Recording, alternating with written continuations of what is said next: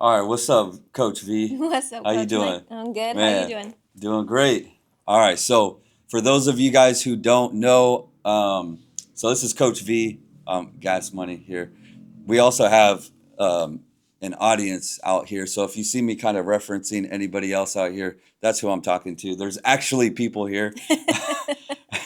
But what I wanted to talk about today is purpose, okay? Purpose, identity, and being a messenger, okay? And purpose, when I talk about purpose, I think back when I was playing baseball. So you guys all know I played Division One ball, and I was so locked in, the same way that I'm locked in today, how you guys see me, the standard super high. I was thinking about it. I'm like, yeah, it was good. I liked it. But what really kept me going was that I had a goal, I had a purpose. And when I fell out of alignment after I stopped playing ball and I started doing construction, which I loved, I lost my goal. I lost my purpose. And I lost it for about, I don't know, I think it was about 5 years I lost that. And I think about people and I'm like, man, what they're really missing is a massive calling, a massive purpose on their life. And I made a YouTube video yesterday, and I was saying, like Toy Story, Woody, how he has like he says Woody on the top of his foot or on the bottom of his soul. It's like everybody has a contract on them that says this is who you are, this is who you were meant to be, and this is what your purpose on earth is. This is what you were supposed to do. And I think where people make a massive, massive mistake, a lot of believers, is they're like, I can't wait to get to heaven. One day it's all going to be perfect. You know why they say that? Is because they hate their life. They are trying to escape again from their life. They're like, one day it's all going to be peace, bliss, and I can't wait to get there. That is a cop out. It's 100% a cop out. And when my life started, essentially what I'm saying is you can bring as above, so below. Like we don't have to wait. Of course, it's going to be amazing, but we can create that down here. And a lot of people don't have that. So if you're living out somebody else's purpose, you're actually copying. If everybody is the same, and that's the masses, literally everybody is living that same kind of life. You have no purpose, you have a dead end job you don't like, you're overweight, you're on medications, you're slightly addicted to, various things, cigarettes, alcohol, you name it. It's the same life. Yeah. There is no uniqueness. So what the same actually means, it means surviving. And purpose actually means thriving. And the only way that you actually get into purpose is the only way that you're gonna like be unique is if you walk into your own purpose. Your purpose is different than my purpose. We might end up at the same destination, but your calling is different. The way in which you do it is different. I'm gonna do it different. I'm gonna probably reach a different demographic, and that's actually proof. The people that you get on your coaching program are different. They're different demeanors. Like they can learn from me, but they rather learn from you. Does that make sense? Does that make sense? Yeah. So I think about when I was lost and then I refound my purpose. My life started changing. I started loving my life again because I was like, I didn't like my life. Yeah. And I found purpose again. And that's something that I want to talk to just anybody who's listening to this video is you might be asking yourself, well, what is my purpose? I don't have a purpose. How do I find my purpose? You probably have a lot of questions.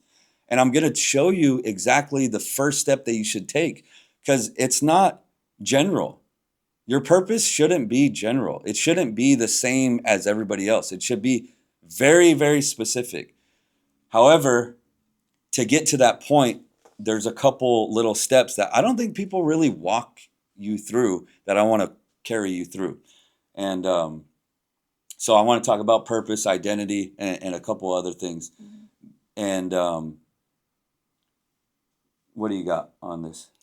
Well, I mean, I love what you're saying, because I think one of the things that we talk about a lot is like, before you can really, like, for me, before I could really help anybody else, like, I really had to help myself Mm-hmm. too. And so a lot of the things that I find myself helping people with now are the things that I had to overcome. Mm-hmm. And so I think that's one of the reasons why people struggle to find their purpose, is because they're actually not actively overcoming the struggles that they're facing in their life.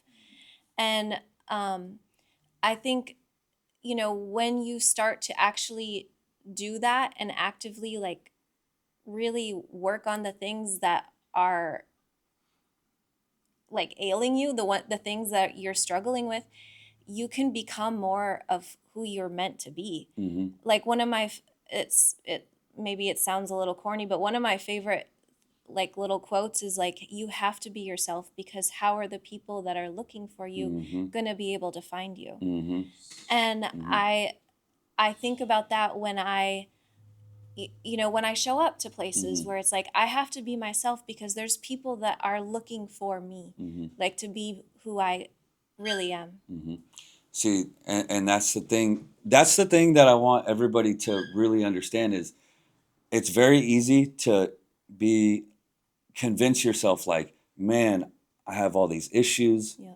I have all these issues. I'm stuck. I'm lost. I don't really, secretly, I don't love myself. You can kind of beat yourself up. And you're like, why would anybody care about if I get better? Right. Why would nobody cares? You start going into this whole loop because what you said is right. What you said is 100% right. What I know is that people don't have an anchor for their purpose. And that is why I say you have a contract, you have a purpose. Yep. And that's why if I could get you to believe that there is 5,000 people waiting for you to Yep. step up, it'll get you to wake up because that's what people aren't realizing. Mm-hmm. Here's a thing that I want everybody to realize is this is we're looking at Drake, musicians, athletes, LeBron, you name it, all those guys as those are the important people. Mm-hmm. No, you are important. Mm-hmm. If I pulled up that contract and I said, "Hey, this is who, all right, V, Rudy, Mike, or whoever it is, Cesar," and then we all have souls that we're supposed to reach, Yep. but the only way that you're going to touch those souls if you take care of your soul, Yep. your mind. Yep. And that's the anchor right there. Mm-hmm. That's what got me up in the morning. Mm-hmm. That's what's when I told myself, I'm like, don't miss because somebody's waiting on your story, your message, your words, your action. That kept me going, even if it was low level. Yep. I was taking anxiety medication. Still at that point, I was drinking. I was skinny fat. There was a lot of things that that's kind of norm that's like what I would consider not too crazy, Mm-hmm. but that's the masses right there lost. Mm-hmm. But I didn't convince myself to be like, oh well, nobody cares. I showed up that next day for that next person. Yeah. Even if it was just one person has led to thousands of people. Yep. And if you could start making that shift that you're actually meant to reach people, that'll get you up on the days that you don't want to get up. Mm-hmm. And yeah. Yeah. No, I remember, like, even like 5 years ago, you saying this kind of same thing, like, I have to, like, I'm so tired, I don't feel good, like, all the things that would make a person not want to be at the gym at 5 o'clock in the morning. But you're like, there's people waiting on me, like, Mm-hmm. and this was like when you had like 2,000 followers, and like I had like there was, 1,500 followers. yeah, and Yeah. like there was like 3 people at the gym, and like, and now, like, that has exponentially grown. But I think the why I say that is because that's the mentality of a leader. Like, you've always taken responsibility for other people and yourself. Like, Mm-hmm. that's what leaders do. Mm-hmm. Like, you were mentioning, like, Christians who are like, well, like, it'll all be great when I get to heaven. It's just another form of escape. It's just escape. And it's like, that is one of the most irresponsible things that you could do is just wait. You have to find rest in the work. So that word rest, people always correlate it with comfort and relaxation. You find rest, which is peace, in knowing that you're faithful with the purpose that you're walking. Rewind that back. Though that is a loaded statement right there. Like, you really do. And people always talk about, oh, are you happy? Are you having fun? Those aren't the questions that you should be asking. Is, are you in alignment? Are you on purpose? Those are are you being obedient? When you are doing that, you won't be having fun. You'll have inner contentment. You'll have peace. And that is far greater than being happy or having this fun moment. That's no different than a bump or a quick high. And then you go high and then you have an equal low. I'd rather just stay steady on the mission, especially for men. I don't know how it is for women. And I don't want to go too far off that track, but like, men need purpose. You don't need fun. You don't need to be happy. Not to say you won't have happy moments. You need purpose. And that's what I needed, because purpose will, how can you have a standard? How can you have goals if you don't know your purpose? That's where everything comes from. How can you, No, it's so true. It's like, well, I mean, you could take this in a few different ways, but like, no matter what spot you're in, like whether like life is really good and, you know, you're just like way too comfortable with life and just like searching for that, or if you're like in the depths of despair, because it makes me think about the book that we talk about sometimes with Viktor Frankl, where it's like, he who has a strong why can bear almost any how.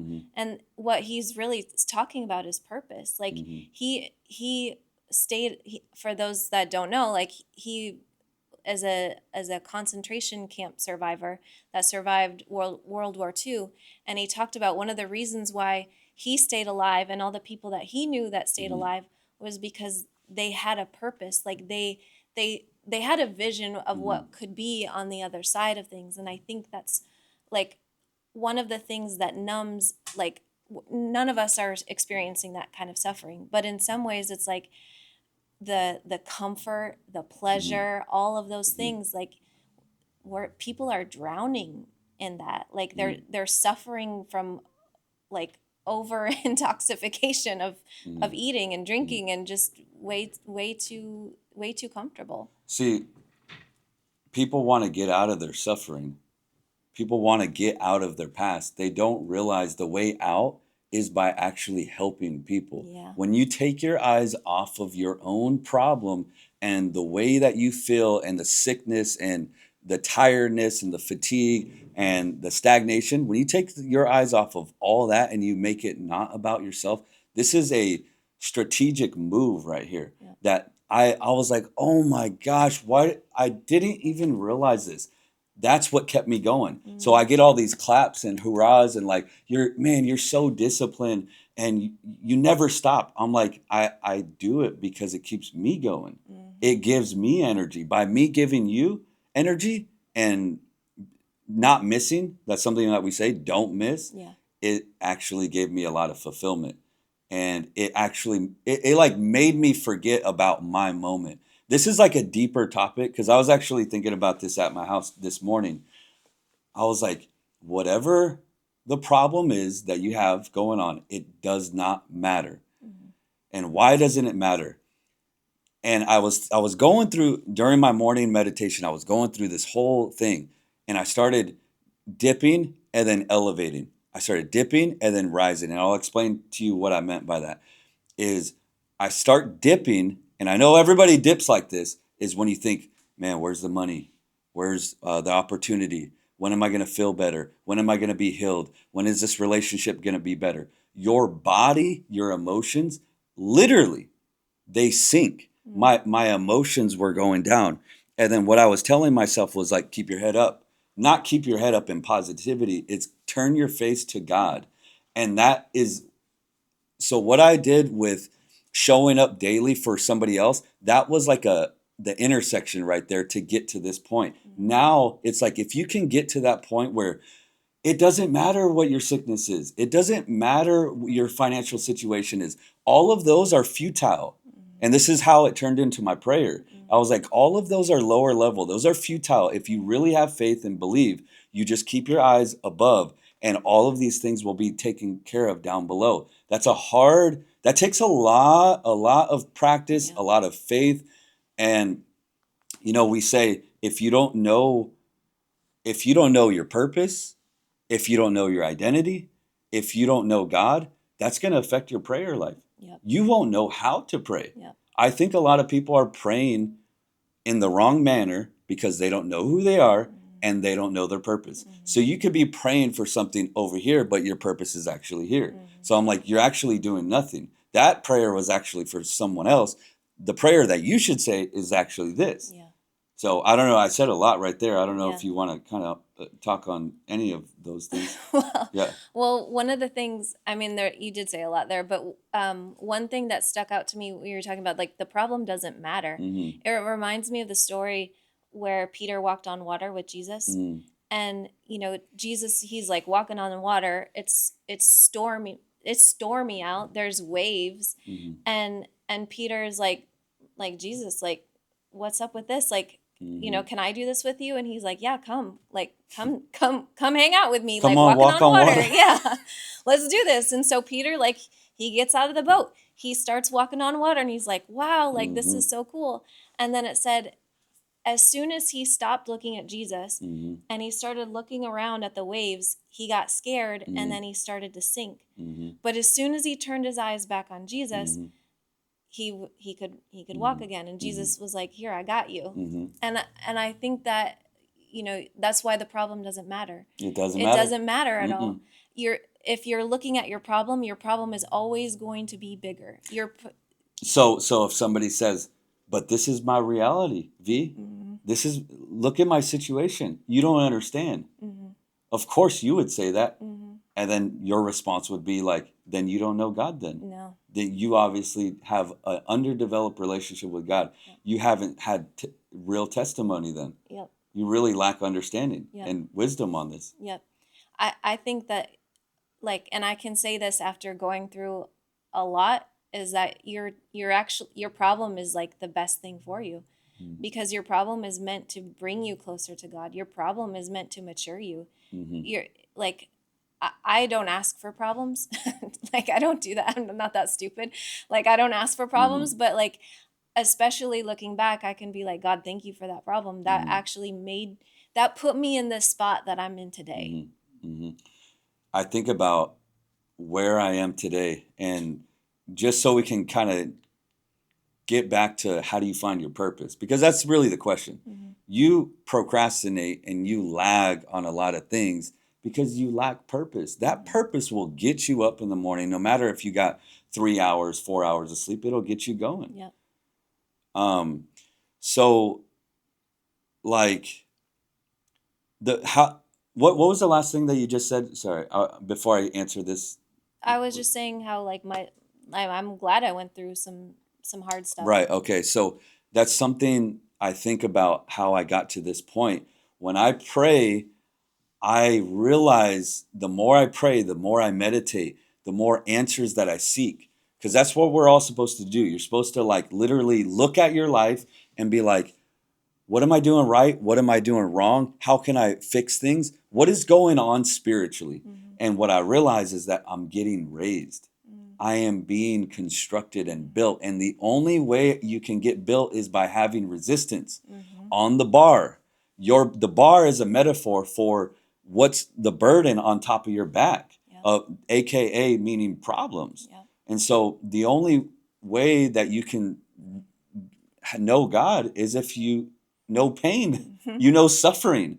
We were talking about worship, how, like, you can't worship without sacrifice. No. And that's a whole nother topic, but, like, it's a great topic. We should probably get into that because I think people need to know that. But anyway, is this all making sense? Yeah. Really good. He really is. Yeah. He's got his phone out. Yeah. We really do got a crowd here, I promise. Yeah. There's 500 people. It's 5. 100. Good. Yeah. But so the question is, how do you find your purpose? Because I didn't wake up one day and I'm like, oh, I know exactly what I need to do. That did not happen. You need to follow your conscience. And I think this is where people go wrong. Like, this isn't something you just make up. You don't want to make up any of this. You don't even want to construct, you don't even want to pretend or construct your purpose.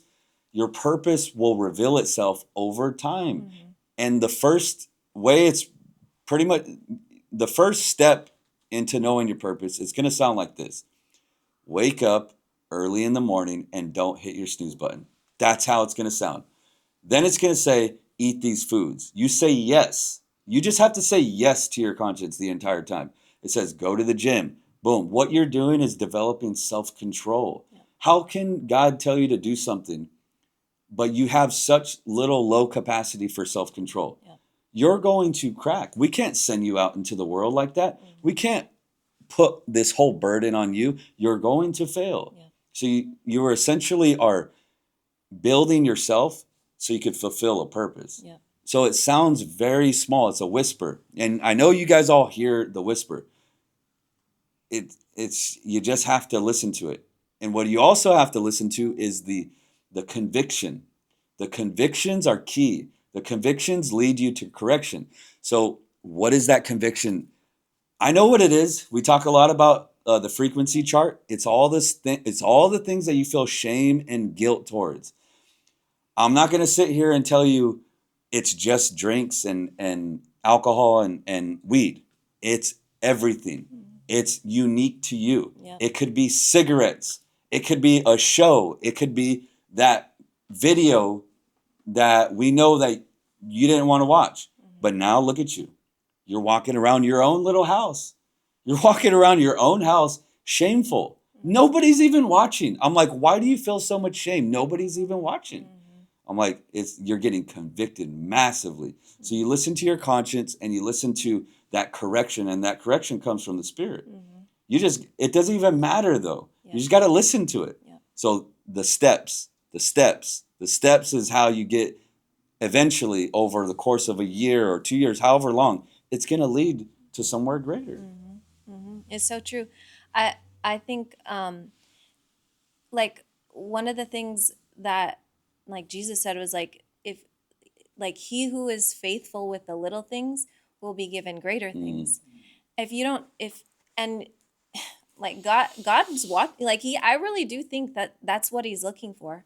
Like, are you taking care of the little things that I've asked you to do? The little things, did you, whatever, like all the things that you were just saying, like, did you pick up your socks? Did you get up early in the morning? Did you, whatever it is, because if you're not doing those, you're not going to be given the next thing until you've taken care of the little things. And I actually think that that's ungrateful. Like, it's so like all the things that God has put in front of you, it's like, are you going to take care of those?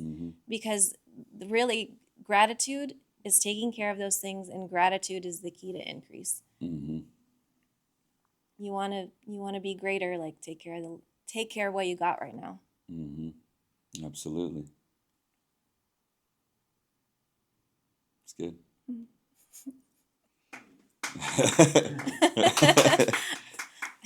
I want to stop this one. Well, actually, we'll wrap it up real quick. Yeah. And then let's do one more. One. Yeah, because there's literally so many topics that I want to touch on. I feel like we touched on like a third of what you wanted to talk about. Yeah. Probably. So, purpose.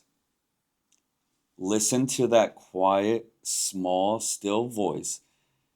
You don't really want to talk about it with others. This is a conversation between you, God, your conscience, however you want to say it. That's a conversation, and you just have to be obedient to it. Yeah. Like, I could sit here and be like, oh, the socks on the floor, they're not important. Is it important to you though? Is it important to you? Are those cigarettes important to you? Is eating chicken and rice versus eating garlic fries and some other greasy food, is that important to you? And is it calling you and speaking to you loud? If it is, then follow it. Yep. How, like, where is this leading to? You have to have a vision of like, I'm being taught. Yep. You have to think that you are being raised like a child. You are being taught. At least that's how I think. Because going back to, when somebody's like, man, this is my situation, how could I ever get out of it? I'm like, you're thinking about it all wrong.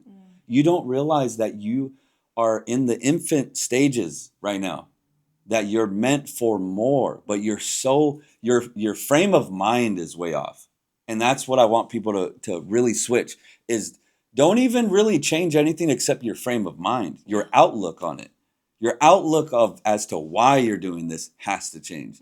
That will start leading towards the correct steps of what you're supposed to do.